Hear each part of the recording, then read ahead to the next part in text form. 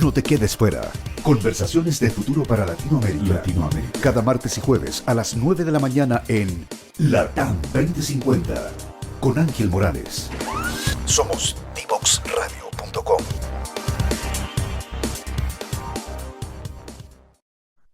Bien, ya estamos de vuelta para conversar en esta oportunidad con Nicolás Goldstein. Bienvenido, Nicolás. Hola, buen día Ángel, ¿cómo estás? Muchas gracias por la invitación.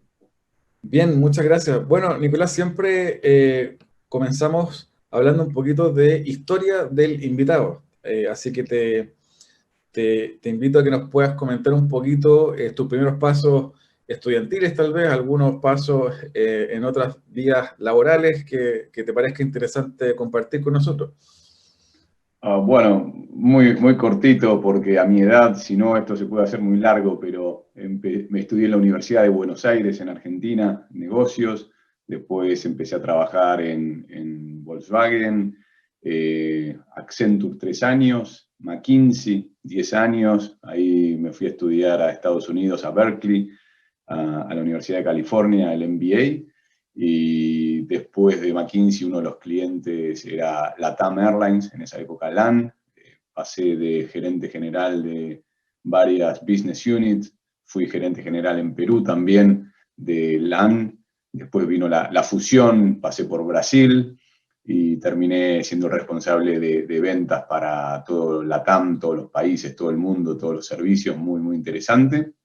Y ahí creo que una de las cosas que surgió fue tomar un año sabático completo, fueron 11 meses y algo para pensar qué hacer, y en ese qué hacer fue la vuelta a Accenture, un Accenture que yo había dejado en 1999 y que volví en el 2020, y como me gusta decir, me fui cuando Accenture era blanco y negro, y volví ahora que es en colores, o casi 3D, realidad virtual, porque es otra compañía. Me fui, no sé, deberían ser 50.000 empleados o menos, 30.000 empleados, y ahora somos 550.000 empleados, lo cual es totalmente una locura, y con una cantidad de ideas y servicios increíbles.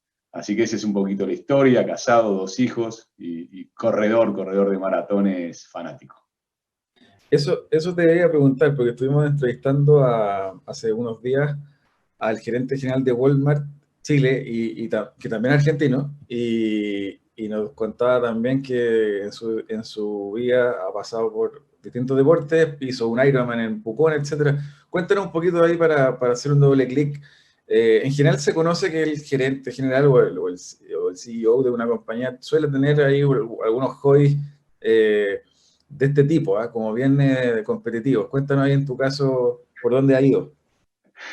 Está bien, mira, primero lo conozco mucho a Gonzalo, el gerente general de Walmart. Él es un dotado y un habilidoso de los deportes, a diferencia mía, que yo soy un cabeza dura de los deportes. Entonces, en mi época de consultoría, que en esa época se trabajaba muchas horas y se viajaba mucho, la posibilidad que tenía era correr y llevar un par de zapatillas a todos lados, y entra, es fácil. Y hace 20 y algo de años que corrí mi primera maratón, que fue Buenos Aires, y a partir de ahí todos los años hago una maratón de 42 y trato de hacer una ultramaratón, que es más de 42, he corrido 100, he corrido 130 kilómetros, y me gusta mucho porque es el momento que estoy en contacto con la naturaleza, me gusta mucho salir a correr. Aquí en Santiago, yo vivo en Lo Barnechea, y salir y estar rodeado de montañas, y el clima y el sol es único estar acá, es como en California, que siempre hay sol. Y bueno, mucho entrenamiento, creo en esto de comer bien, dormir bien y hacer ejercicio. Esas 3 cosas son con lo que guían mi vida, y soy muy cabezón. El ejercicio es 5 veces por semana y muy medido, y ahora yo cuando empecé marcábamos con aerosol en el piso para saber las distancias y medía el tiempo con cronómetro y hacía cuentas. Ahora con los relojes estos modernos es tan fácil, sabes a cuánto, la pulsación, los metros que subiste, es tanto más fácil poder medir, y cuando uno mide generalmente va avanzando. Y bueno, mi mejor maratón fue Berlín en el 2019, justito antes de la pandemia. Un poquito más de 3 horas 9 minutos, lo cual para mi edad es un montón y es buenísimo. ¿Y cuál es tu siguiente desafío, Nicolás, en este ámbito? ¿Tienes ya planificado post pandemia algo? Sí, señor. Se dio la casualidad que estoy anotado para la maratón de Chicago el 20 de octubre y para la de Boston el 21. Así que hay que decidir por una de las dos, pero me voy a ir a Boston y el año que viene será Chicago. ¿Sí? Hablemos un poquito de esos elementos que son constitutivos de un ejecutivo de alto desempeño para tú contarnos tu visión respecto, por ejemplo, del ejecutivo chileno. ¿Cómo lo ves? ¿Estos elementos propios del alto desempeño forman parte de él? ¿Crees que hay algunas brechas que debiesen cubrir? Eh, ¿Cuál es tu análisis respecto del alto ejecutivo en Chile? Mira, yo creo que hay como un linaje de altos ejecutivos alrededor del mundo, porque si bien las culturas de los países varían, los altos ejecutivos en general tienen una formación similar y comparten ciertas prácticas. Entonces, tú me dices, ¿hay una diferencia abismal entre el alto ejecutivo chileno y el americano, que me tocó trabajar en Estados Unidos, o el europeo? Inclusive trabajé en Bangladesh un tiempo. Sí, hay. ¿Qué te diría? A veces aquí tienden a ser un poquito más jerárquicos, ¿sí? Pero yo creo que con el tiempo eso se fue cambiando y se fue aflojando y flexibilizando un poco. Por eso no quiero prejuzgar, pero me parece que hace 20 años a lo mejor eran más jerárquicos y ahora se ha modernizado mucho el management chileno y por supuesto que hay gente que es representativo del management for export, ¿no? Que son chilenos que están en el mundo y que les va muy bien. Entonces, te diría que no hay grandes diferencias. Sí pasa que a lo mejor hay algunos argentinos que estamos acá, pero es una situación coyuntural porque probablemente nuestro país nos saque para afuera y Argentina tiene una base de estudio, tenía una base de estudios muy sólida, muy buena, muy generosa de mucha gente, y eso hizo que mucho recurso argentino, como digo yo, mano de obra calificada barata, salga para afuera y pueda ser contratado, y Chile es un lugar que se vive extremadamente bien, que está muy cerca de mi país y por eso tanta invasión de argentinos por acá a veces, en lo que es ejecutivo generalmente.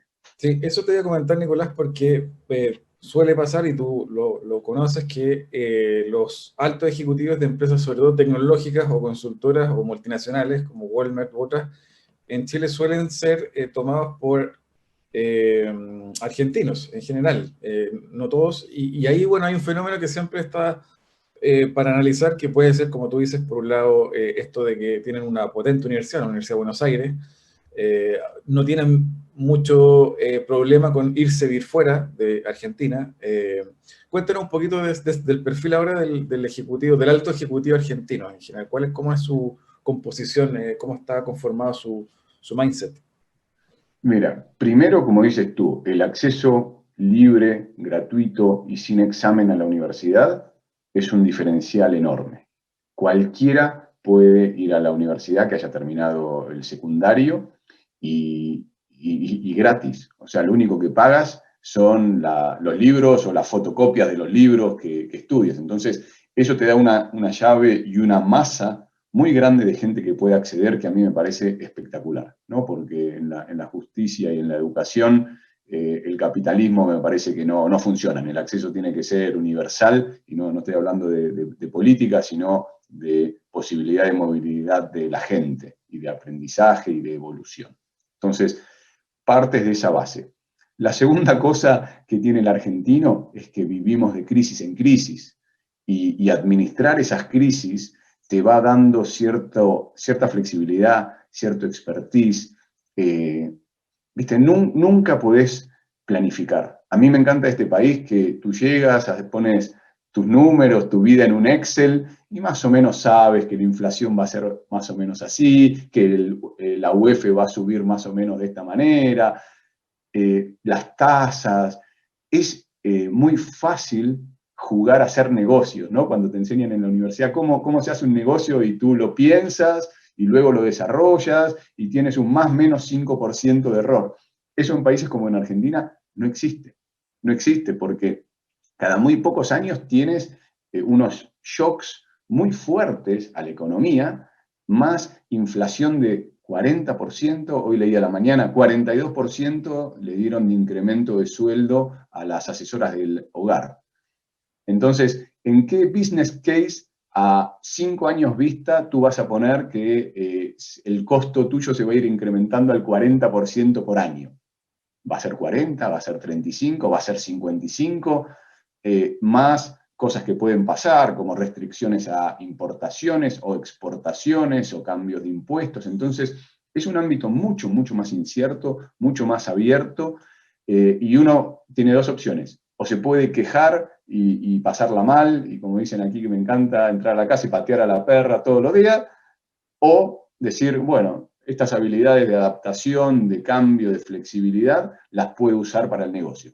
Y no te asustas cuando vienen estos shocks. Y viene una pandemia y, bueno, vino la pandemia. Y viene una crisis social, bueno, vino la crisis social. Pero ¿sabés lo que es una crisis social? Que la gente salga y entre a los supermercados. Sí, bueno, ahora lo vimos todos acá en Chile. Bueno, en Argentina pasa bastante seguido y uno casi que se crió con esas cosas. Entonces, cuando un ejecutivo argentino gestiona, está acostumbrado a ese tipo de cosas. Y siempre las cosas son en términos relativos. Entonces acá la inflación sube al 4% y nos preocupamos todos, pero versus el 40% es la nada misma. Entonces lo pones en términos relativos y dices, bueno, creo que esa es la mayor diferencia que hay entre uno y otro, y bueno, le da un activo al argentino poder pasar. Somos medio 4x4.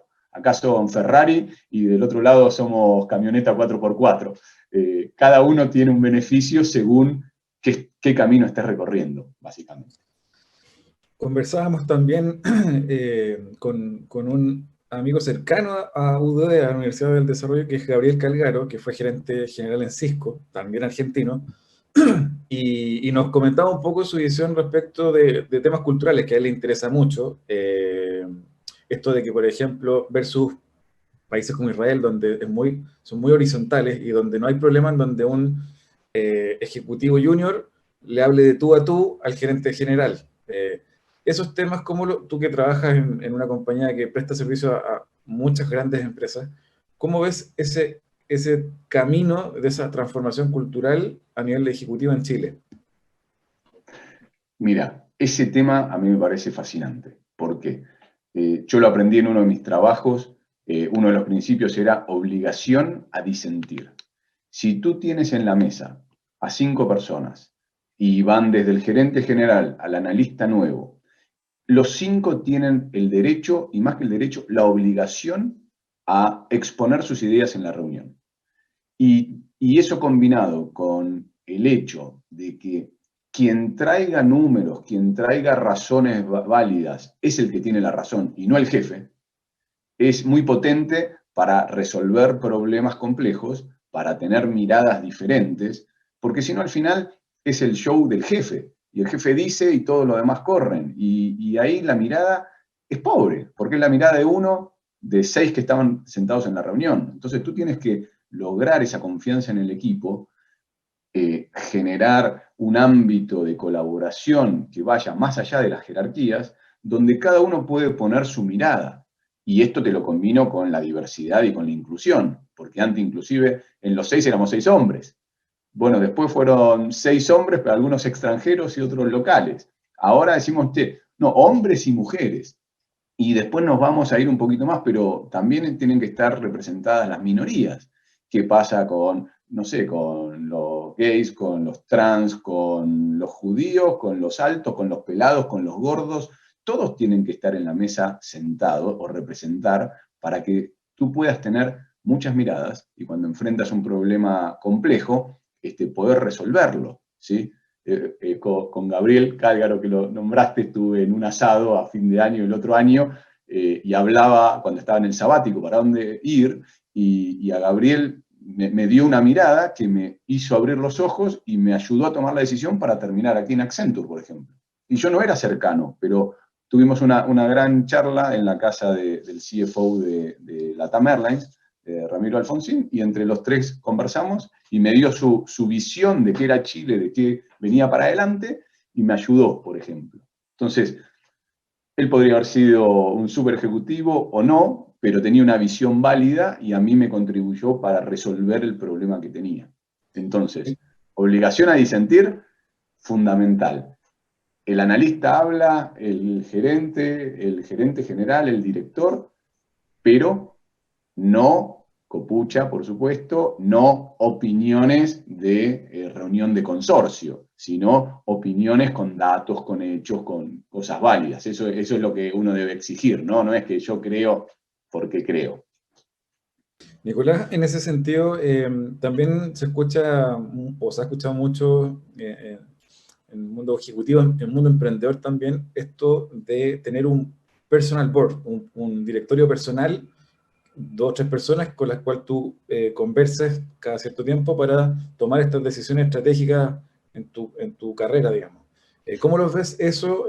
¿Lo has practicado? ¿Lo ves que se practica también entre los ejecutivos con los que te toca trabajar acá en Chile? Es la primera vez que me preguntan algo así y de verdad que yo lo aplico mucho. No sé si es un personal board full pago y como parte de tu staff, o si es una red de contactos de gente de años y trayectoria y confianza a la que tú puedes llamar y conversar. Yo tengo la suerte de tener amigos de la maestría de Berkeley, a los cuales son muy cercanos y cada vez que nos juntamos a comer un asado, una parrilla, me ayudan con algunos temas.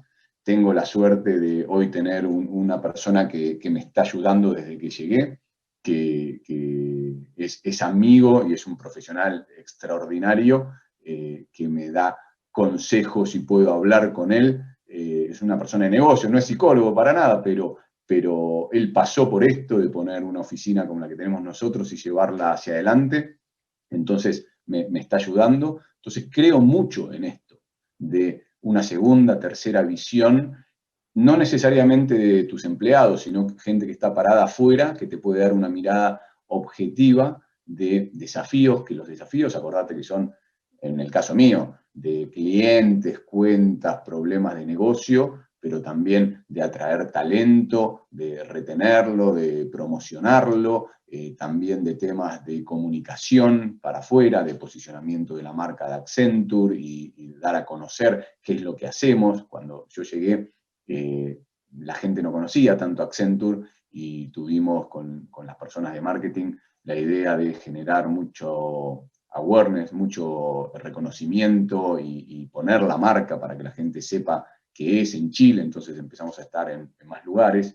Así que es bueno tener esa mirada, porque alguien te va a hablar de clientes, otro te va a hablar de talento, otro te va a hablar de posicionamiento, y tú lo que tienes que hacer, como buen director de orquesta, no vas a tocar mejor que ningún violinista, que ningún trompetista o pianista, pero si tú puedes poner a lo mejor de cada uno en funcionamiento, eso te ayuda a que la orquesta suene mejor que un montón de individualidades. Entonces, yo creo que el rol del gerente general es exactamente eso, es pararse y hacer sonar exactamente, extraer lo mejor de cada uno de los miembros de la orquesta, servir a los que están ahí y que brille la orquesta y no el director, que al final no toca nada, tiene una batuta que no suena nada, ¿no?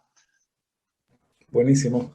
Bien, a la vuelta de esta pausa musical vamos a estar conversando con Nicolás Goldstein de Industrias 4.0, tecnología, transformación y otros temas. Así que no se lo pierdan al regreso de esta pausa musical. Conoce las soluciones tecnológicas que están utilizando las empresas. Simón Oliveros conduce Conexión Pyme, transformando tu negocio. Escúchanos cada lunes y miércoles a las 14 horas en divoxradio.com.